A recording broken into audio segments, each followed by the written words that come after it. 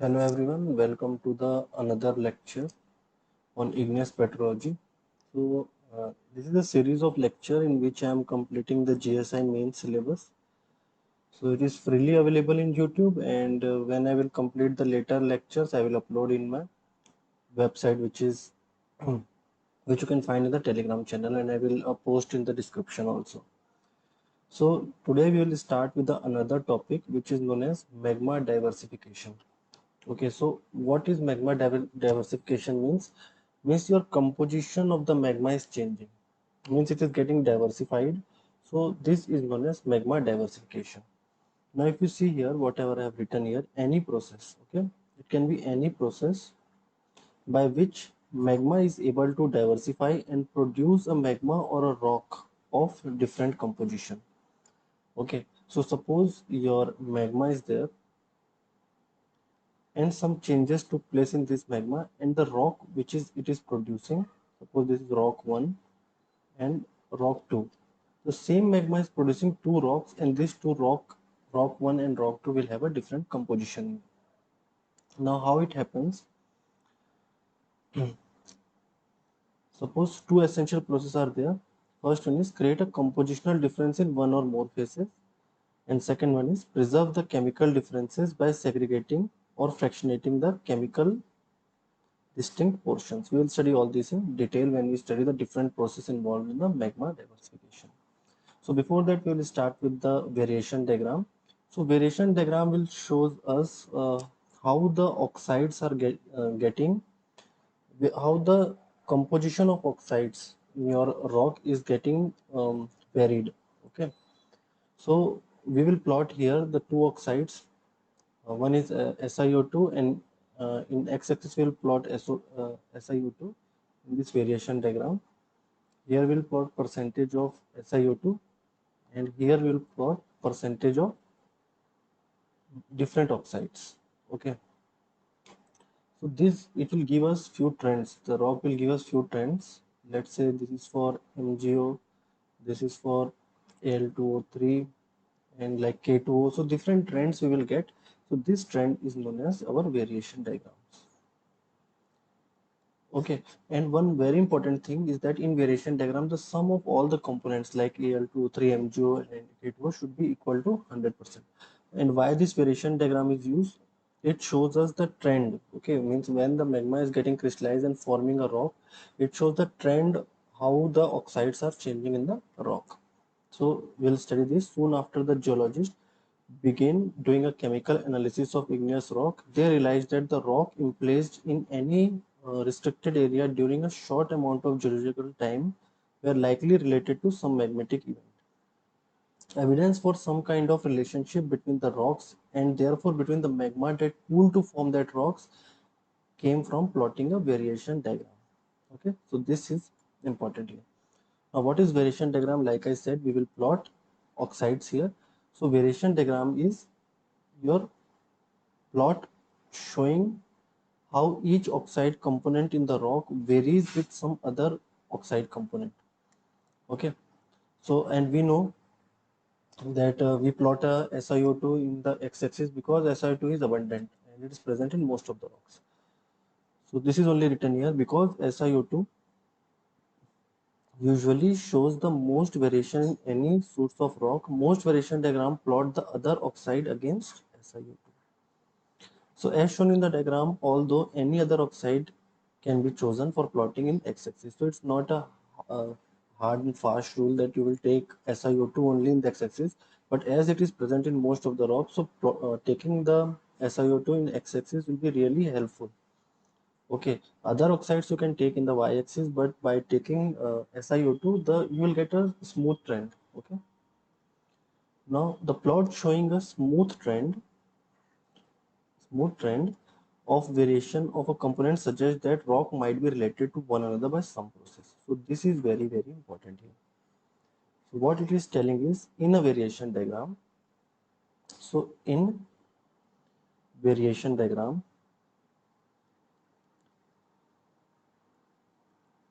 if you get a smooth trend, okay, if smooth trend is present, Means what? Means the rocks are related to each other by some genetic process. Now, in order for magma to, now we'll read the further. So, in order for a magma to be related to one another, they must have been intruded or erupted within the reasonable range of time. Now, plotting a rock of Precambrian age along with those of the Ternary age may show smooth variation, like two different rocks you have collected from the field. They may also sometimes show a smooth variation, okay, but it is unlikely that the magmas are related to one another. So, if suppose you get a rock in the same area of same age, when you plot and if they are giving a smooth trend, means they are genetically related to one single source of magma. Now, if we see here, the variation diagram looks something like this. So, here is the figure of variation diagram. Now, if you see here, Al2O3 is here. Now, if you see the trend of FeO plus Fe2O3, it is first increasing and then it is decreasing. Okay, decreasing means it's a fraction of FeO plus Fe2O3 decreasing, and the combination of all combination of Al2O3, CO, MgO, Na2O, K2O should be equal to 100% all the time. Okay, means fraction of this is decreasing at this trend, and the fraction of this is increasing at that time. Okay, so nothing is getting added in the system. Okay, don't think like that FeO is and Fe2O3 is added in the system. No, it is the same rock only. In that, these trends are getting observed. Okay, like you have collected the few samples from different places and this trend is getting observed, and the combination of all these elements should always be equal to 100%. Now we see slight increase in CaO, FeO, Na2O and K2O is also increasing. We are not adding anything, only the fraction in the magma is increasing, and all the weight percent should be added up to 100%. Okay, so this is all about our variation diagram. Now if we see, if magmas are related to each other by same process, that process would have to be one that caused magma composition to change. Okay, so any process that causes the magma composition to change is called magmatic differentiation. Means magmatic differentiation is a process, uh, means any process because of that the composition of the magma is changing, that is known as magmatic differentiation or magma differentiation. So how the composition of the magma will change? So suppose you have a we'll see one by one from here. Let's say this one, distinct melting event from a distinct source. Now suppose two rocks are there and their partial melting is happening. Okay, so the source itself is different. So if the source, suppose you have a rhyolitic rock, so the melting of rhyolitic rock will give us felsic magma. And if suppose you have a mafic rock, for example, you have basalt or pyroxene, so when it is getting melted, it will give the magma which is of mafic composition. So if the source itself is different, so different composition of magma will get. So this is one reason. Now if we see various degree of partial melting from source rock, so if the rock is same but the degree of partial melting is different. Okay, means when in the starting if the partial melting happens, let's say at that time the magma which is produced will be more felsic in nature. Okay, with increase in the partial melting of the same source rock, it will become more and more towards the mafic side. Now crystal fractionation, if we see crystal fractionation, here basically what is happening, because of the density difference between the magma and the rock which is getting crystallized from the magma, some of the crystals get settled down, for example your pyroxene, and some of the crystals which are lighter in nature come in the top, for example anorthosites. So this can be the reason. Because of that, we see the composition of the magma is changing because the crystal is getting crystallized. So the magma's composition will change because the component is given, whatever the composition of magma it has been given to crystal, so the composition of magma itself will change. And if the two or more magmas are getting mixed, for example if mafic and felsic magma mix with each other, they will give the magma of some intermediate composition.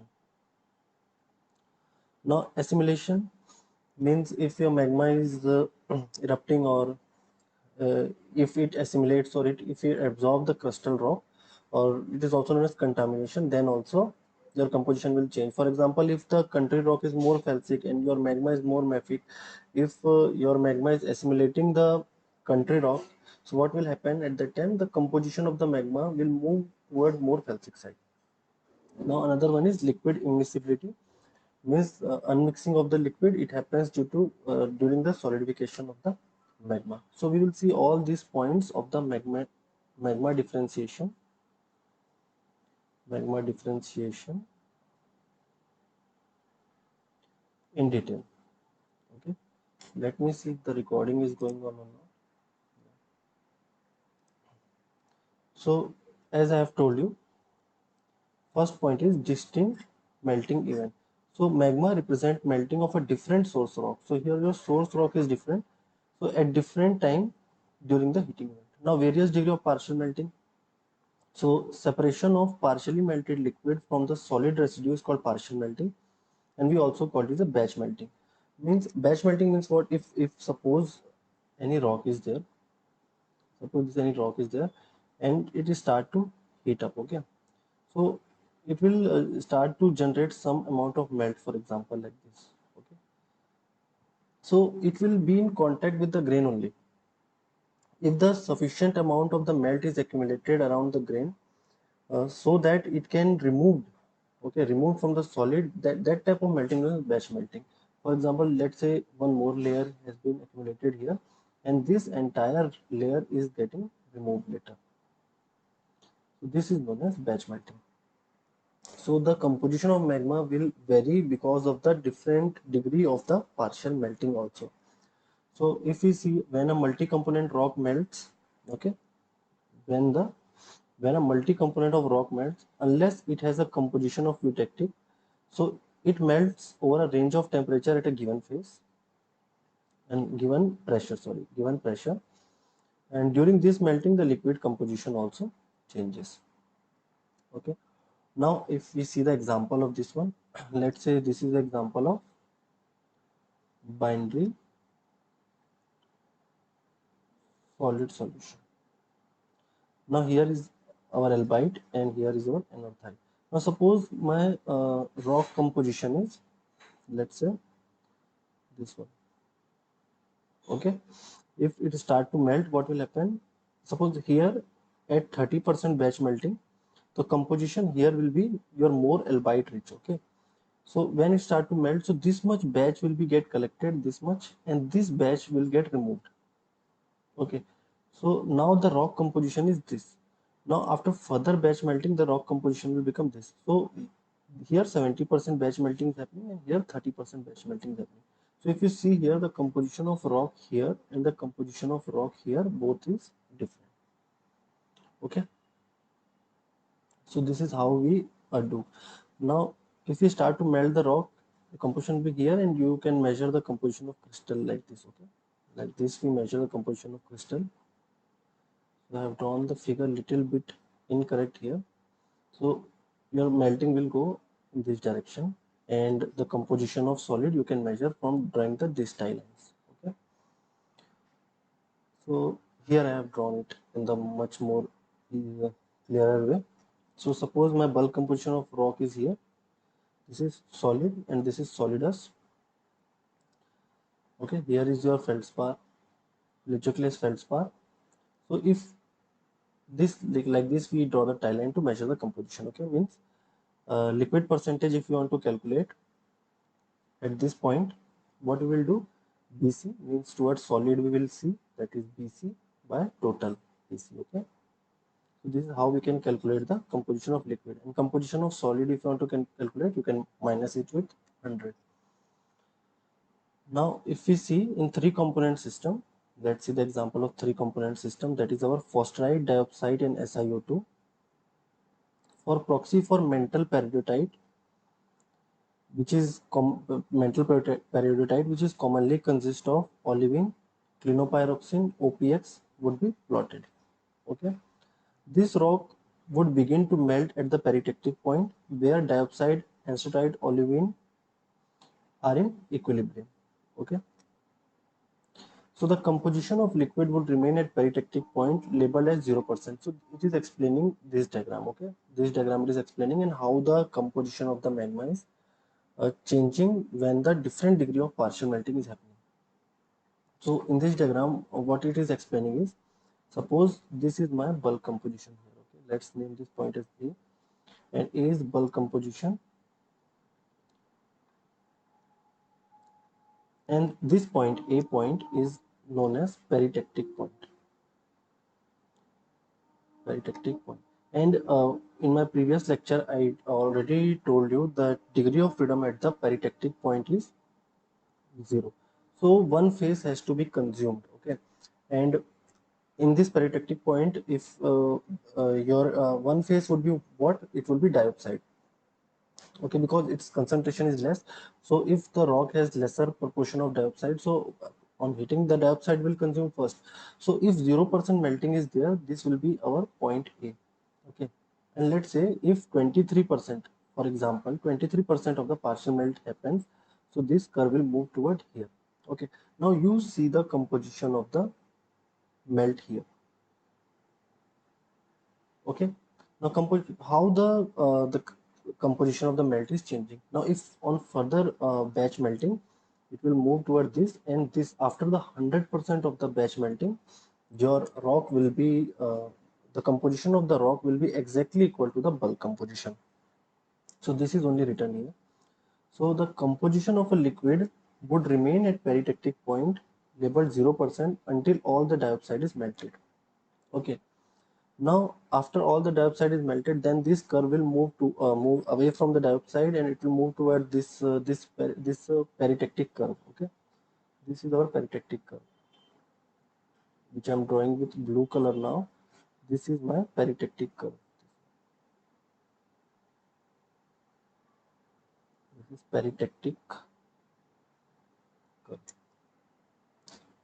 Okay, so this would occur after the 23% of the melting. The liquid would take a path shown by the dark curve, which I have drawn here. This path,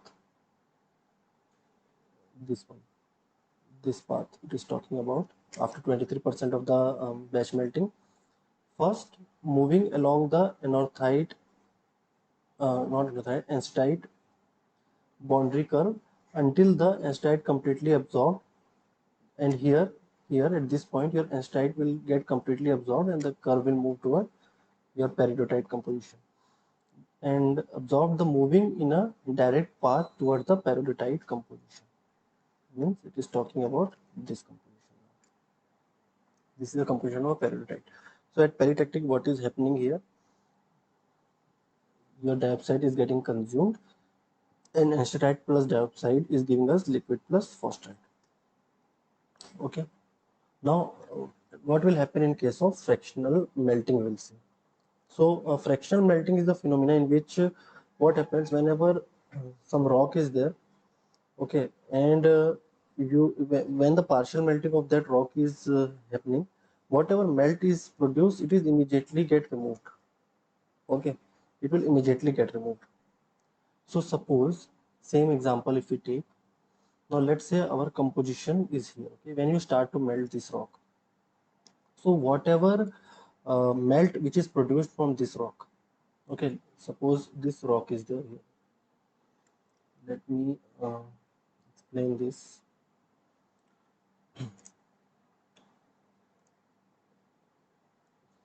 I hope all of you are liking the videos which I am making. So these are detailed topics which I am discussing, so it will be very helpful. Soon I will switch to completely to my website. There I will complete all the main syllabus also. And completing the main syllabus, your prelims will automatically get completed, and this all will help you in the gate preparation also. Okay, and we will do the separate lecture on the numericals. Some lectures are already available in the website, but we will do the separate lecture also. Okay, now let's see the fractional melting thing happening. Now let's say here this red color, suppose this is my rock. Okay, now after partial melting of the rock, like we have seen, the first melt which will produce will be of, in this the composition will be dioxide. Now as fractional melt happen, this dioxide is getting removed, right? So if this dioxide is getting removed, so in the solid which is left after, in the solid, let's say, which is left after this one, let's name this as your solid one.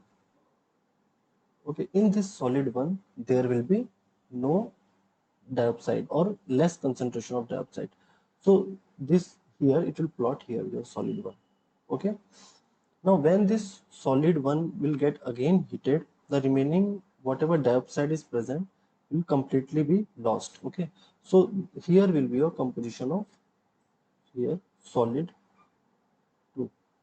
Okay. And our melt composition, see, this was our melt, this was our melt. Okay, now another time when you are heating it, so there is no dioxide left in the rock, right? So the whatever the melt is produced, whatever the melt is produced,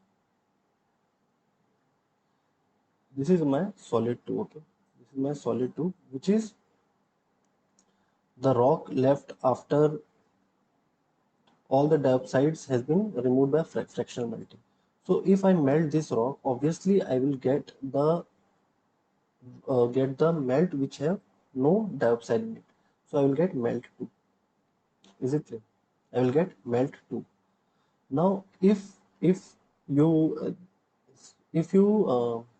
the solid which formed after this melt 2, let's say, in this there will be no anesthetic.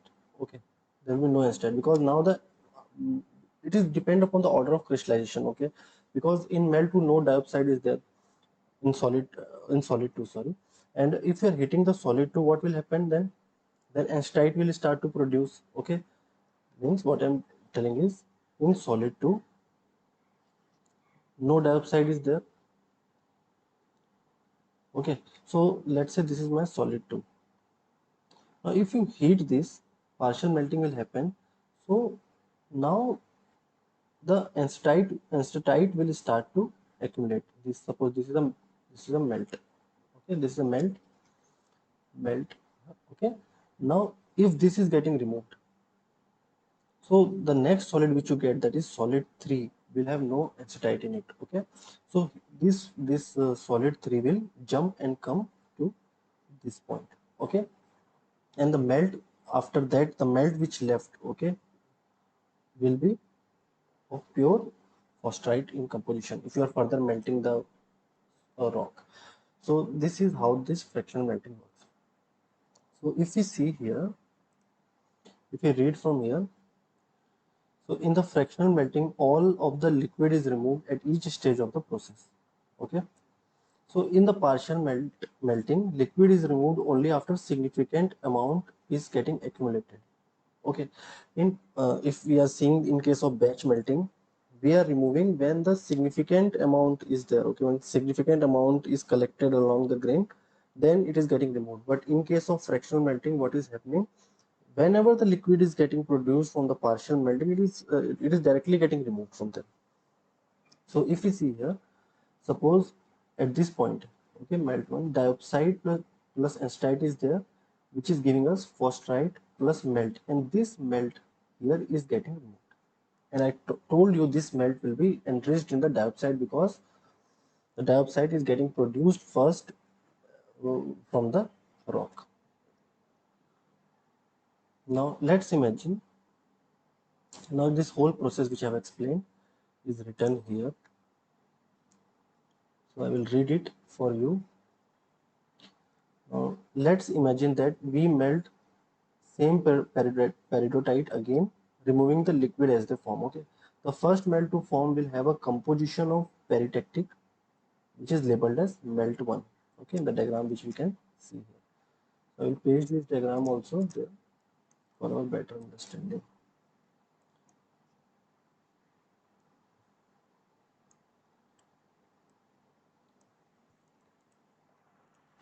Okay, now liquids of composition melt 1 can be produced and extracted until all the dioxide is used up. Okay, At this point, there is no liquid since it has been removed or fractionated, so the remaining solid consists of anstatite and phosphorite. This I have explained to you just now. Okay.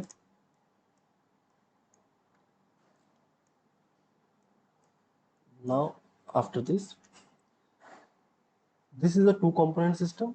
Okay, it is talking about this line. Now it became a two component system whenever dioxide is removed from the system. This is a two component system. Thus, further melting cannot take place until the temperature is raised to peritectic temperature in the two component system, which is of phosphorite silica system. Okay, now if you see this becomes a two component. This became a two component peritectic system. Okay, now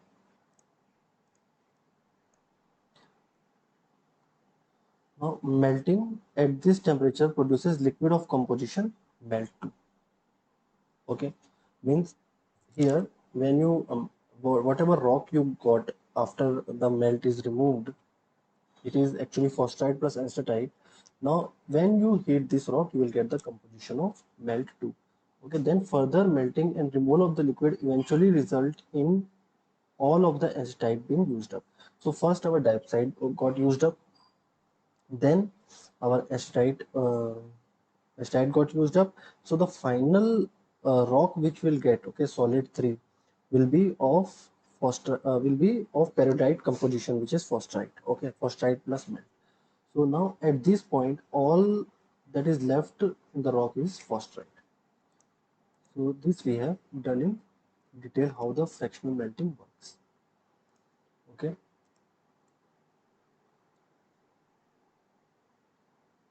One, let me delete this thing also.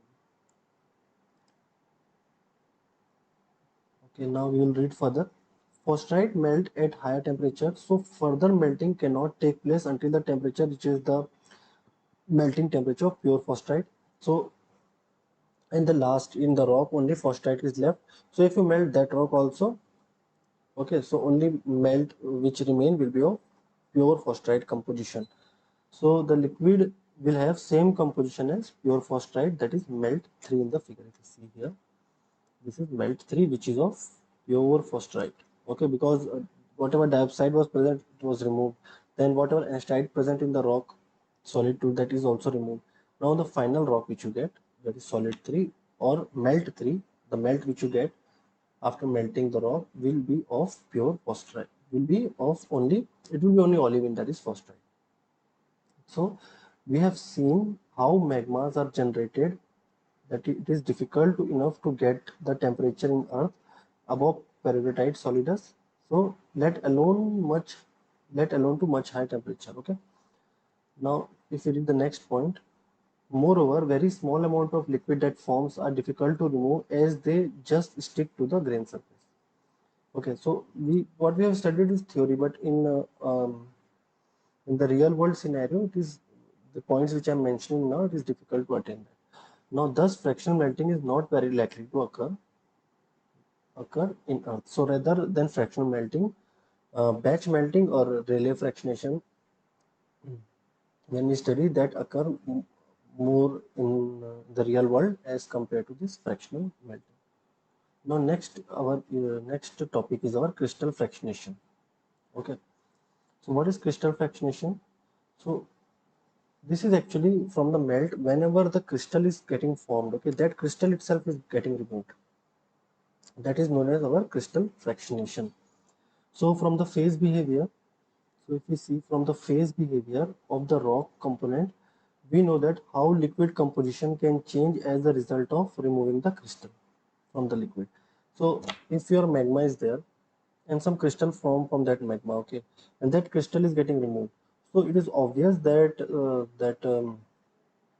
the composition of the magma will change. Okay, now if we see with the example here, suppose this is a bulk composition and this is my when this magma is getting cooled, there is the liquidus and there is liquid, sorry, and here is solid. This is liquidus here, this one. So when it is getting removed, when it is getting cooled, so if it hit this point, we get the composition of this. Okay, this composition will get, and this thing, this is a composition of crystal, and this composition is getting removed. Okay, this is getting removed. So our melt will shift towards the albite side. Okay, if albite is here and anorthite is here, so our magma composition will shift towards the albite side. Now here, whatever, let's say here we get the another crystal which is forming here, this is also removed. So we are removing this, we are removing this, we are removing this. So this curve will move toward this, and the final melt which we get is of pure albite composition. Okay, so this phenomena is known as crystal fractionation. Means whatever crystals you are getting, okay, when your magma is getting solidified, it is getting removed. Now after that, this is a simple topic now. It is a Bowen's reaction series. Okay. Oh, one more thing. This magma differentiation we will study in more detail now, mechanism and all, in this class only. Okay. So we'll go through that now.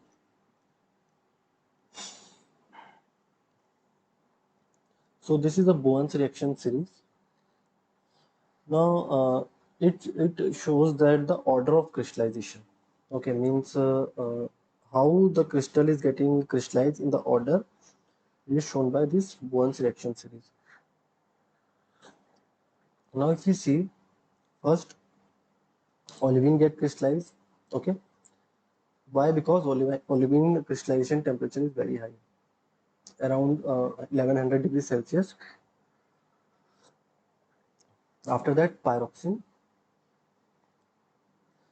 Okay, now what is happening here is olivine which crystallized here, it will combine with liquid or our magma to give us pyroxene. Okay, after that, hornblende will crystallize, then biotite. Okay, then here muscovite will come.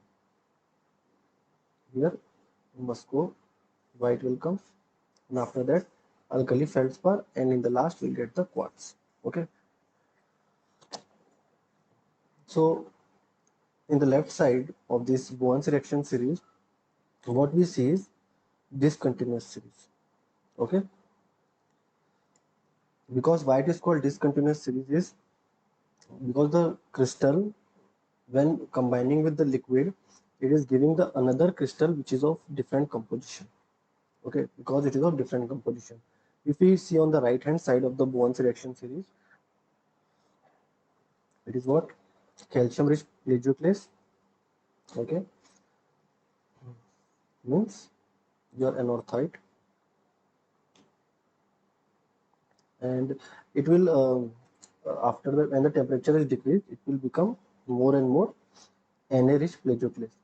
Okay, so basically in this much of the coupled substitution or atomic substitution thing is happening. So this is a continuous series. The composition of the rock in this from here to here zone is basically basalt, and from here to here means this pyroxene, hornblende and biotite is basically your andesite and diorite, and this composition of rock which is here is basically more felsic. Okay, more felsic. Now if we read much more about what continuous reactions is, before that we can see that on decreasing the temperature, the concentration of SiO2, okay, increasing SiO2 concentration. Okay, we can see that. Now continuous reaction series. So the continuous reaction series is what it is. It is composed. Okay, let me zoom a bit. The continuous reaction series means the right side of Bowen's reaction series. It composed mainly of plagioclase, feldspar, and solid solution series. So a basaltic magma would initially crystallize a Ca-rich plagioclase, and upon cooling continually react with liquid to produce more Na-rich plagioclase. Okay. So the composition of the crystal whichever formed first, and which form later is not that much different. Okay, like if we see in case of discontinuous series, the composition is entirely different. We are getting olivine, then pyroxene, then hornblende, just like that. So if the early forming plagioclase were removed, okay, if the early forming plagioclase were removed, it is talking about the crystal fractionation. Then the liquid composition will eventually evolve to those that would crystallize the Na-rich plagioclase such as rhyolite. Okay. Now discontinuous. So the discontinuous reaction series consists of mineral that upon cooling eventually react with liquid to produce a new phase. Like olivine react with a melt to produce pyroxene. Now, thus we have seen crystallization of olivine from a basaltic liquid would eventually reach a point where olivine would react with the liquid to produce orthopyroxene. Okay, so here it is talking about this pyroxene zone. If we further subdivide it, we first get OPX, then we get CPX. So this combine is written as pyroxene, and then we will get hornblende, then we will get biotite. So Baum postulated that further cooling of pyroxene would react with the liquid, which by this time had become more enriched in H2O to produce hornblende. Okay, because hornblende is a hydrous mineral. So on cooling in the discontinuous side, the concentration of H2O has been also increased. Means your melt is now become enriched in H2O, therefore it is producing hornblende. So if the earlier crystallization phase are removed before the reaction can take place, then increasingly more siliceous liquid will be produced. Okay. Now we will see the mechanism of crystal fractionation.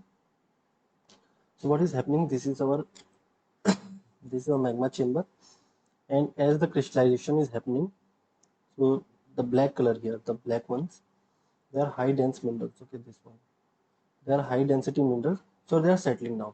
Now if you see the first layer here, I'm talking about this one, and if you see the magma here, this magma, now this first layer means this one is now not in contact with the magma. Okay, so here crystal fractionation is happening because now the magma and the first layer or the bottommost layer is now not in directly contact with the magma now. Okay, so therefore we can say that the crystals effectively removed from the contact with the liquid here. Okay, the example of this is pyroxene. Okay, now same thing will happen if the mineral is less dense, for example anorthosite. Here also crystal effectively removed from the liquid are more felsic. So more mafic mineral will settle down and more felsic mineral will be on the top. Okay, so this thing is written here.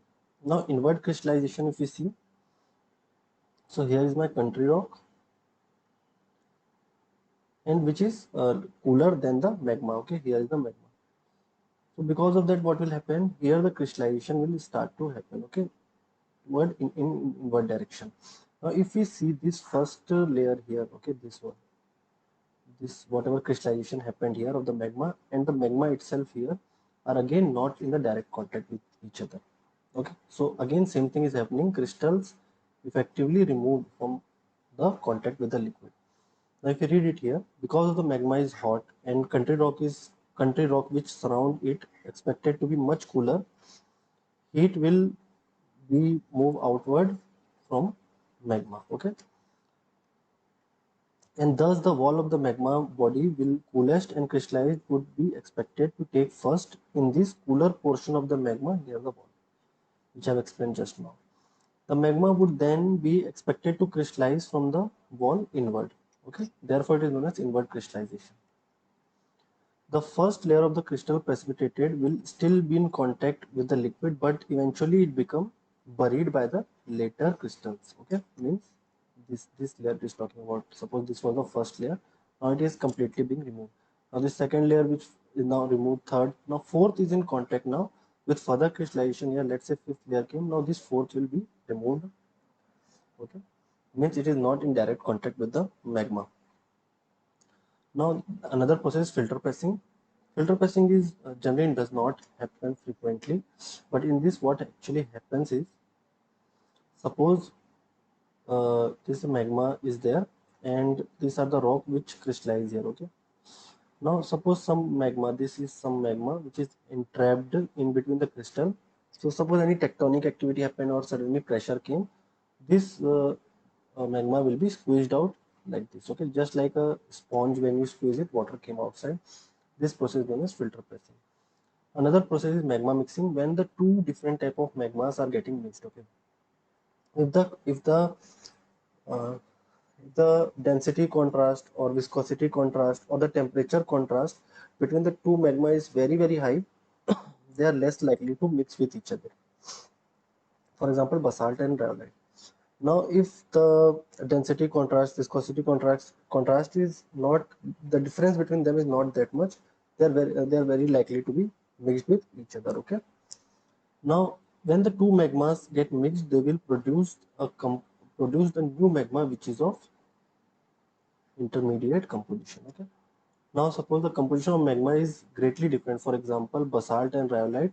Then there are several factors that would tend to inhibit mixing. Okay, like temperature contrast, density contrast, and viscosity contrast. And smaller this difference, okay, so smaller is the contrast, so there is a greater chance of mixing. So this is the thing. Now, evidence of mixing we see, like glass infusion we see, reverse zoning we see, disequilibrium in mineral assemblage we see, or mingling of the magmas we see, are the example that the magmas are mixing with each other. Now, if you see the example of zoning, how zoning happens is, suppose here is albite, here is anorthite. Suppose this composition of magma is getting crystallized. Okay. Now this is the composition of solid which I get. Now if this is removed, okay. So let's say here this solid has formed like this. This is of 90% anorthite and 10% albite. Now this composition melt will move toward here, and the next crystal we get will be of this composition here, 80%, 20% like that. So this layer and the new layer which formed, okay, the new layer which formed, let's say this one, I am talking about this region here of this. Okay, so here if you see, let's say the further more get crystallized, let's say from here to here. Now we will see this composition. So this composition will come here something like this.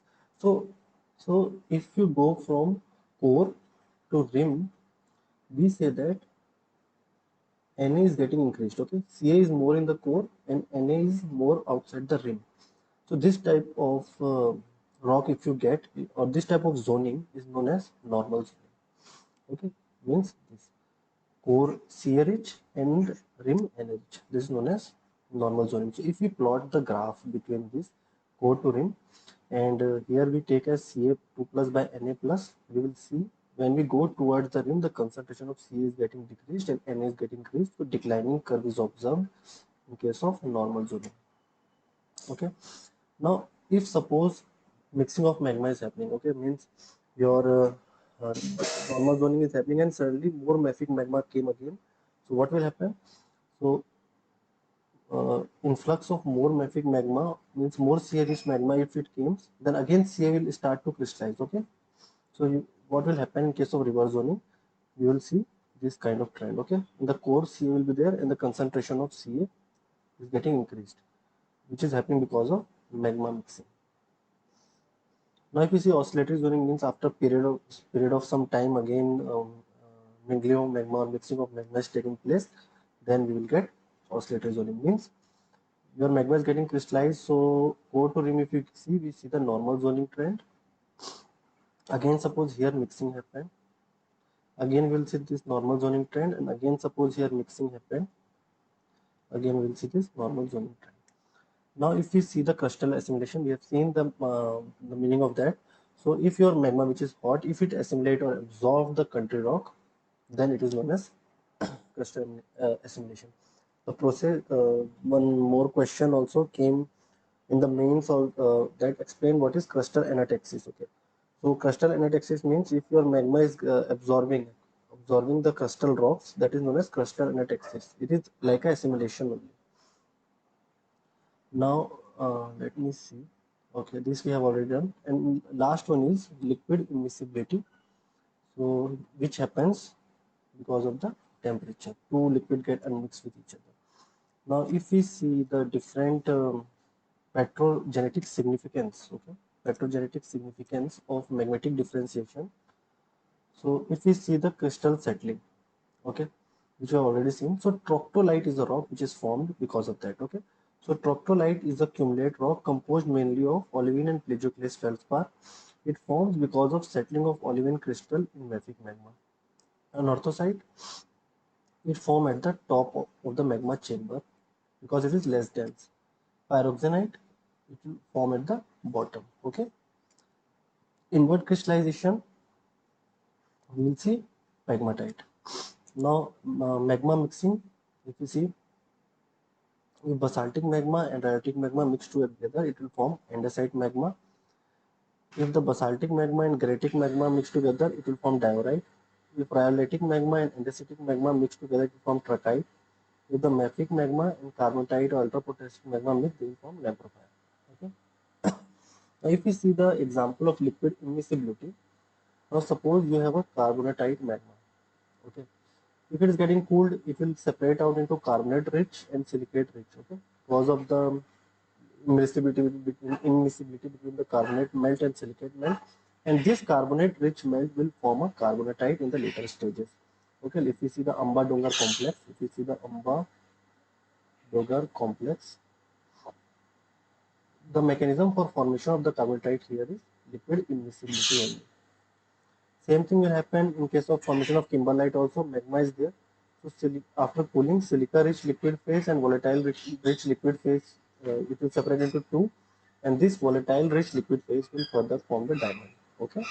Lamprophite we will study in detail in the later lectures. So this completes our magma diversification. In the next lecture, we will start with classification of igneous rocks. So thank you so much for watching. And here it happened.